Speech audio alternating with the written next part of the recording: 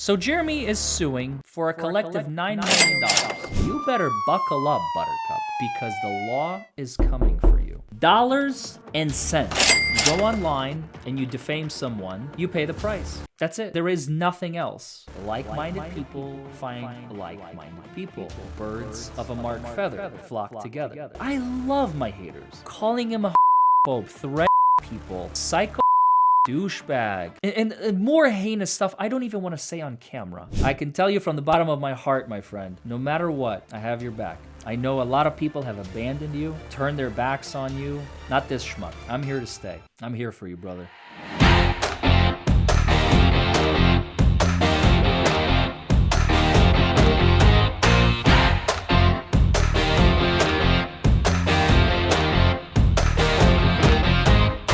Well, hello everybody, and welcome back to Buckle Up, It's the Law. Today, we are going to be talking about how Jeremy Hales once again is fighting back against the anti-what-the-Hales ecosystem that has been devised by several, shall we say, creative? No, that's too generous. Lazy?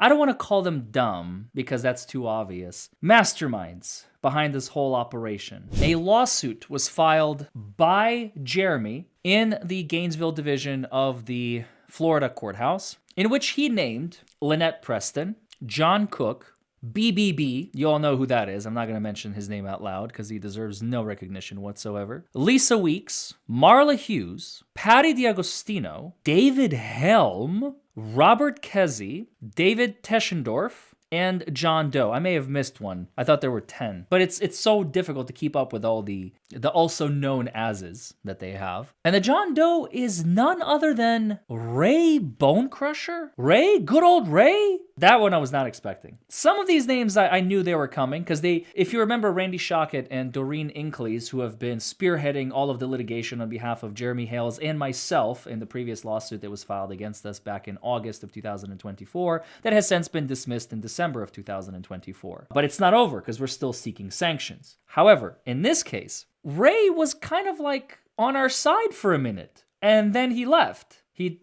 went to the other side because why not? I don't know what it is about these people who Jeremy takes under his wing and tries to teach how to do YouTube and how to profit from it and how to become a better, educator and content creator and so on and so forth. And one day they just split. They just stop caring. And not just stop caring, they go to the other side. It makes no sense to me. Now, we're not going to be reading this whole complaint from top to bottom. It's 57 pages long. I want to give you guys the TLDR version. Okay, you ready? Jeremy is suing these people, claiming that they have come after him for malicious prosecution. Oh, and what I started to say and forgot to finish, we tried, I say we as if I'm lumped into this, but Randy and Doreen tried to add a few of these defendants to the other federal lawsuit that Jeremy has, and the judge wouldn't allow it. So nothing stops the team from filing a brand new lawsuit, which they did. And it was filed on February 23rd, 2 weeks ago. So what is Jeremy asking? He's saying, they have prosecuted me maliciously. They have defamed me in a civil conspiracy. They tortiously interfered with my business practices, and they aided and abetted in committing tortious acts, including defamation per se, and the tortious interference with business practices. For those of you unfamiliar with this story, there is a bit of a background in the beginning, and again, I'm just going to give you the too long didn't read version. Jeremy moves to Florida in 2020. One of his fans, Lynette Preston, sees a potential revenue in the whole situation. So she follows him, not just following him to, drive past his house. She buys a property practically across the street from the guy, literally adjacent geographically on one of the edges of Jeremy's property, and begins begging and begging and begging and begging. Finally, when all else fails, he eventually has to take her to court because she starts perpetuating a bunch of lies to get his attention. And so he goes to court, and the judge is so incompetent. This is Judge Craig DeThomasis. We have covered him extensively on this channel. He's so incompetent, he likes the sound of his voice more than he does trying to resolve this case. And so what ends up happening is this case just keeps getting delayed more and more because 95% of each hearing is just spent the judge being angry at the lawyers and at Jeremy rather than listening to you. And he spends 5% listening to the evidence and ruling on the evidence and the facts. We still don't have a resolution on that case because a new judge had to be assigned since the Thomases had to be recused from this case. He had to recuse himself, which he did. And so when a complaint filed in district court, circuit court in Florida, in the circuit court of Florida, with Judge the Thomases, a lot of law tubers and YouTubers, such as myself, That Umbrella Guy, Megan Fox, we all started covering it because it was horrendous. It was a monstrosity. He was such a monster, Judge Craig Constantine de Thomases, the way that he treated Jeremy. And of course, no action is without its equal and opposite reaction. There started to develop a little niche in support of Lynette Preston and John Cook. Like-minded people find like-minded people. Birds of a marked feather flock together. And so they find each other and they create this cesspool of vitriol and hate towards Jeremy. And that's fine. I have haters too. Everybody who has created content ever, unless you are a fence sitter, which I certainly am not, for those of you who have been following me long enough, you will have haters. And that's okay. I love my haters. My haters are the loudest people sometimes in social media platform. And so it's one thing to have haters, but it is something entirely different when you create and actively propagate an ecosystem designed specifically for the destruction of a certain individual, in this case, Jeremy Hales. So one thing leads to another, and slowly these YouTube channels start coming out. Lisa Weeks has her daily podcast with her 12 viewers, and you know what? It grew, unfortunately. It grew, and it started affecting Jeremy personally and professionally. At the end of the day, you have to remember, Jeremy also has a business to run. He goes to auctions where he opens safes and containers and so on that he buys at auctions that people have either abandoned or just couldn't afford to keep anymore. And he finds these treasures. He also finds treasures on his properties, such as dinosaur bones and arrowheads from native Indian tribes who were on those pastures many, many years prior. Well, the problem has really become this continuous and incessant attack on poor Jeremy. Because all Jeremy wants is to peacefully create content. And yes, that includes calling out Michelle and all her tomfoolery. So if you want to go ahead and call him out, and call him a jerk and a jackass and whatever, that's fine. But when you start to actively try and destroy a man's reputation with nothing but lies and deception, that is where the line is drawn. And that is why this lawsuit came about. So, there are many interesting things in this complaint, but I specifically want to draw your attention to one that directly involves me, and that is related to David HELM's involvement in this case. In early 2024, HELM appeared on a YouTube live stream with Jeremy Hales and seemed very friendly, asking him to join on the live stream to play some Legos, and Jeremy did not respond in the way that David expected. Thereafter, after our visit to Florida, Chandler and I went there in, I want to say April, maybe March. I think it was April of 2024, almost a year ago. And we took a photo. Jeremy and I were playing some Legos, and we took a photo of us playing Legos because we thought it would be fun. I mean, come on. Do you understand what a joke is? Some people are just so sensitive. They have very, very thin skin. Helm saw a photo of Jeremy playing Legos with Larry, who operates a YouTube channel with current YouTube subscription fan base over 500,000 people. Helm was upset by this. Accordingly, he contacted Lynette and John and offered assistance as an attorney and as a YouTube media figure. He injected himself into the situation because he was butthurt. And then he joined in the conspiracy to take him down. Helm then contacted BBB and others to enlist them as co-conspirators to take down Hales and labeling the malicious conspiracy to harm Hales as the anti-What the Hales media ecosystem. What a name. Since April 2024, David Helm has made YouTube video publications on his YouTube channel defaming Jeremy. I mean, this is unbelievable. This is just unbelievable. And he's an attorney, allegedly, in Michigan. I think he's still licensed. I don't know. I don't know if he practices anymore. And then BBB, also another licensed attorney, which, again, I'm convinced he has a couple of clients at most. And he tried reaching out to me before filing a lawsuit against me, of course, and before dismissing it. This is just unbelievable, folks. This is just unbelievable. This is one of the most ridiculous quips that I have ever seen on the internet. And I have seen some crazy ones. And the lawsuit basically goes on to show how each and every single one of these defendants, Weeks has created dozens and dozens and dozens of videos. I mean, she does nothing but go live every night for hours. I had the displeasure of checking her channel and seeing how she has literally created probably close to 100 now videos over the last 3 months, 4 months, calling him a homophobe. I mean, it's impossible to sift through this stuff. Calling him a homophobe, that he's threatening people, that he's a psychopath douchebag, that he has no proof that Michelle ever wrote any defamatory signs about him. She said that Jeremy said that Lynette should experience what it's like being AR'd. And more heinous stuff I don't even want to say on camera. And it just continues. And it's like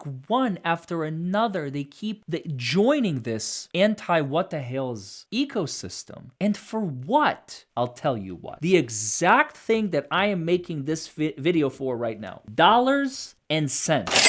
Why do content creators make videos? Because people watch. Why do people watch? Because it is interesting. There's drama. It's fascinating. And when people watch, the content creator makes money. I, Larry Forman, the DUI guy of the channel Buckle Up, It's the Law, is going to make money off of this video because this is going to be monetized. What's the problem? There's an avenue, go for it. But here's where it gets ugly. When you start stating false information about someone, when you start saying defamatory things, lies, not truths about another person, and you do it publicly, oh, you better buckle up, Buttercup, because the law is coming for you. You cannot and will not, for the sake of making dollars and cents, defame another individual. Because when you do that, you expose yourself to having to pay money. So all the money that you made and then multiplied by 1,000, now you're gonna have to pay it. So for every dollar you make, you're gonna have to open your wallet to pay 1,000 back. Think about it. Is it really worth it? Doesn't seem like it's worth it to me. And yet they did it. And now it's too late. You can't turn back the clock. And I've already noticed how they're slowly starting to turn on one another. It's unprecedented and unbelievable. And it's sad that it has come to this point. But here we are. Even the most disappointing thing about all this was seeing Ray Bonecrusher in all of this. I sincerely thought he was a good guy. If you go back maybe about 9-10 months, I was actually pushing people to go and, watch him. And now he has completely turned on Jeremy. So Jeremy is suing for a collective $9 million against these 10 people. There is no way in hell they have this kind of money. There's no way in hell after Jeremy wins, he's going to be able to collect on any of this. But hopefully, just like they have made our lives miserable and a living hell wrongfully, now they get a chance to taste what the medicine is like. We're not interested in making their lives a living hell. They did this to themselves, and you reap what you sow. We're not some righteous indignators of any sort. We're not vindicators trying to come down from the mountains on a holy crusade of justice. This is basic 1 + 1 = 2. You go online and you defame someone, you pay the price. That's it. There is nothing else. And so now we're going to see this lawsuit unfold. And I'm really hoping for the best for Jeremy. He has been a wrongful target for a very long time. And it all started with Lynette. I remember talking to Jeremy one time a few months back, and I remember we talked about this whole thing. And if I remember correctly, and please, he can certainly correct me if I'm wrong about this, but I'm pretty sure he said he laments getting involved in all of handle this from the beginning, if he knew that it's going to lead to a bunch of people whom he doesn't know from Adam to start propagandizing lies about him on the internet consistently and creating this anti-what the hell's ecosystem just for the sake of making a couple of dollars, he would have never gotten involved with Michelle. The reason he went after her in the beginning is because she was a monster. She is a monster who came after him, who stalked him to Florida and begged him for money. And he asked her to butt out and stop, and she instead started defaming him, so he had to take her to court. And when the court hearing started, he thought it's just going to be a one and done, and it was a new hurdle, a judge, an insane judge who would just not listen to anything reasonable, who would not rule on motions, just loved listening to himself speak more than anything, which led to more YouTubers, such as myself and, like I mentioned, that Umbrella Guy and Megan Fox Ryder. Shout out to the both of you. Go subscribe to their channels, by the way. We got involved because it was ridiculous. It was absolutely insane. Covering this stuff was fascinating for us to see what corruption looks like, what an unruly, biased, and disinterested in the facts judge looks like, which in turn led to a bunch of people, for some unknown reason, taking Michelle's side. But, like I said, birds of a feather. She found her people. She found her people. I know that she has received massive donations from people who have been appearing on those channels, and at the end of the day, they forgot. They got too blinded by dollars and cents. They thought, oh, this is going to be the gift that's going to keep on giving. They almost treated it like a scam. It's like the next, in my opinion. Like I said, I've watched what they do and how they do it for a long time now, and it just seemed very dirty. It seemed very, very dirty to me. And I wouldn't say it unless I sincerely and wholeheartedly believed it. And I knew that they were just using the poor woman. And now there's an avalanche. There's an avalanche coming their way, and they don't know what to do. So they're turning on each other. C'est la vie. You live and you learn. Hopefully by the end of this, when all is said and done, Jeremy can go back to creating his auctioning content and treasure hunting content, and Lynette can go back to taking care of that poor girl who lives with her. And I don't even want to open that Pandora's box, because you all know what I want to say. But I'm hoping to come down to Florida very soon here to visit Jeremy once again. I can tell you from the bottom of my heart, my friend, no matter what, I have your back. You have an ally, and he's not going away. I know a lot of people have abandoned you, turned their backs on you. Not this schmuck. I'm here to stay. So whether you like it or not, I'm here for you, brother. I will continue watching this fight. I will continue supporting you. And